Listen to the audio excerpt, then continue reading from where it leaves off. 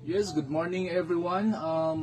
I'm here na naman para may share ko yung knowledge at saka skills ko regarding sa kapwa nating manggagawa, no? So at least man lang matulungan natin sila na I think para yung iba hindi naman alam nila nung anong dapat gagawin, no? So now let's talk about injury, no, and the workplace. So we're talking about first is lost time accident of the injury. No, sa workplace naman tinitingnan natin na dalawang bagay, no? Yung major accident at saka yung pinaka maliit na accident sa workplace. So first, I will share the standard or the proper handling of lost time accident. So what if ang workers natin ma-injury siya,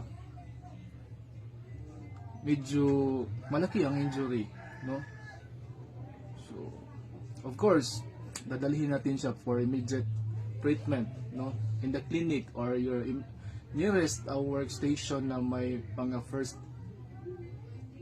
aid kit, okay, para at least man lang matambalan ng workers.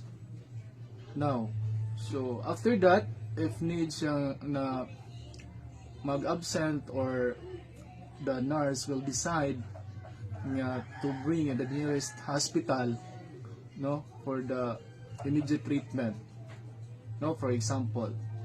So as per doctor, company physician or whatever the assessment, this need siya mag rest at home.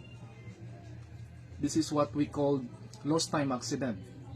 For example, 5 days of absent times 8 hours is 40 hours.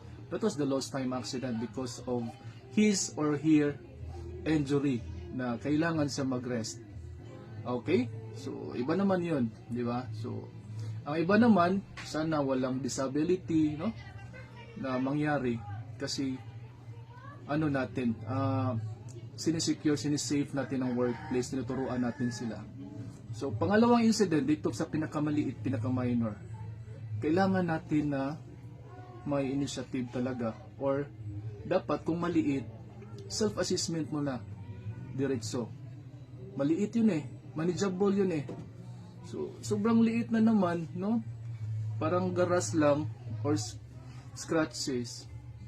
So, pwede mo yun, sabunan, mo siyang i-wash out, clean water, at saka sabon, then alcohol.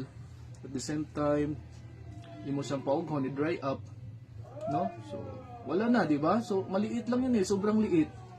So, wag ninyong i-report na. Pwede natin yun, what we call that one is self-assessment, yung injury mo. Okay? So, para maliwanag dyan, ha? Okay, so, lost time accident at saka pinakamaliit na accident, dapat manageable mo yung pinakamaliit. Ang lost time accident, dapat i-report natin yan para mabigyan natin ng corrective at saka preventive measures.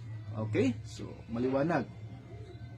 That's all. Keep safe and God bless. Thank you so much for the listening.